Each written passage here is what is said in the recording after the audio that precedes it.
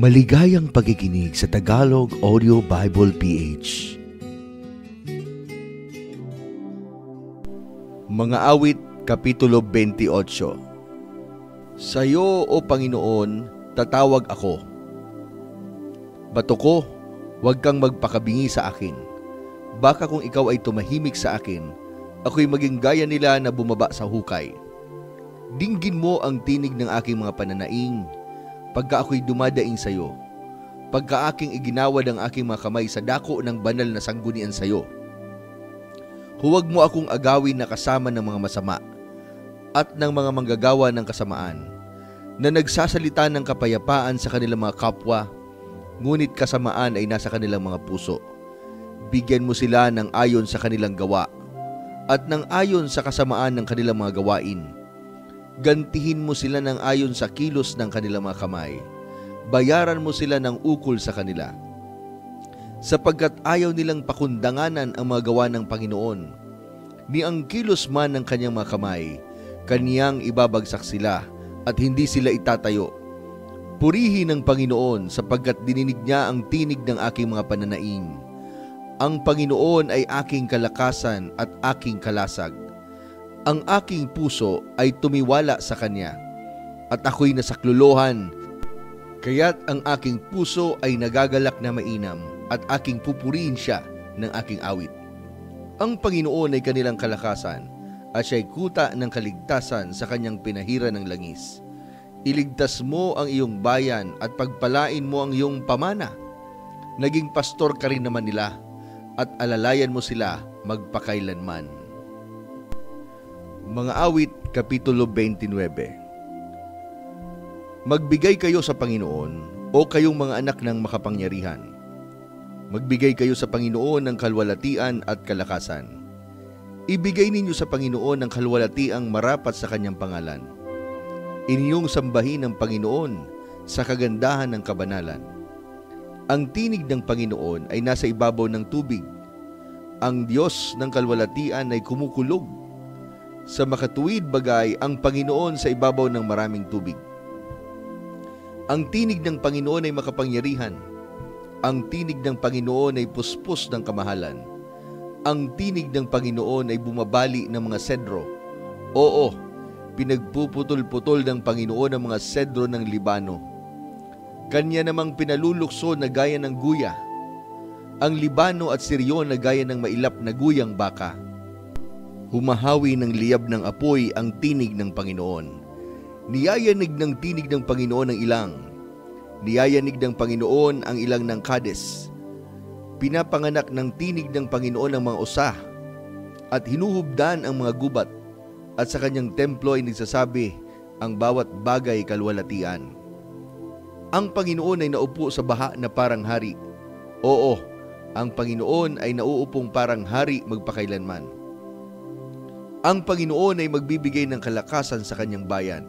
Pagpapalain ng Panginoon ang kanyang bayan ng kapayapaan.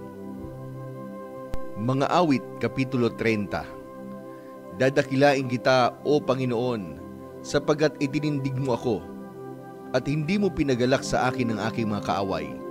O Panginoon kong Diyos, dumaing ako sa iyo at ako'y pinagaling mo.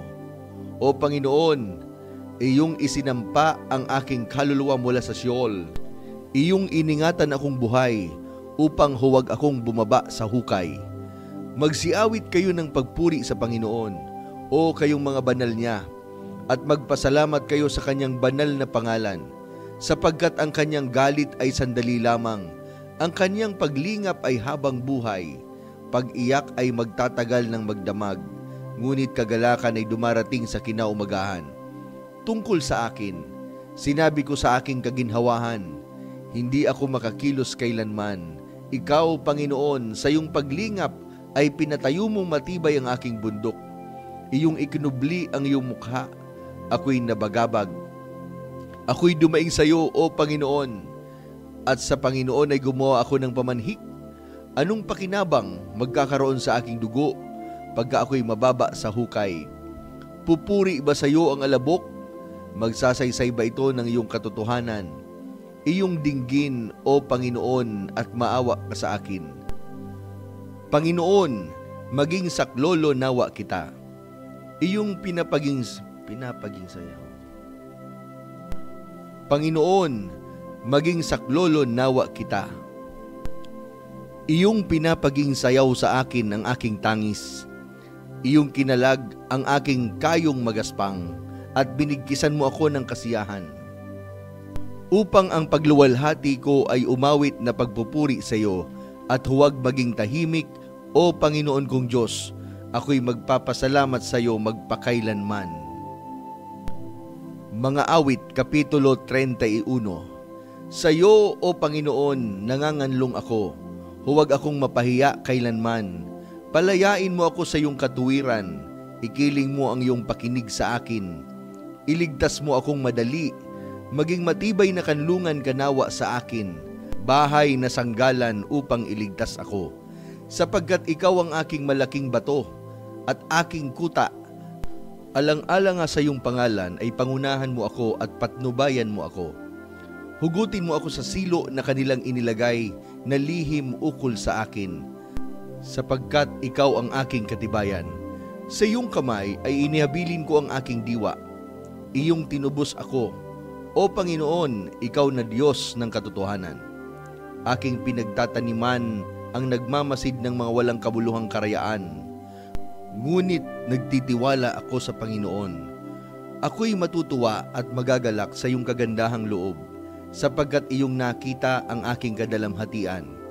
Iyong nakilala ang aking kaluluwa sa mga kasakunaan.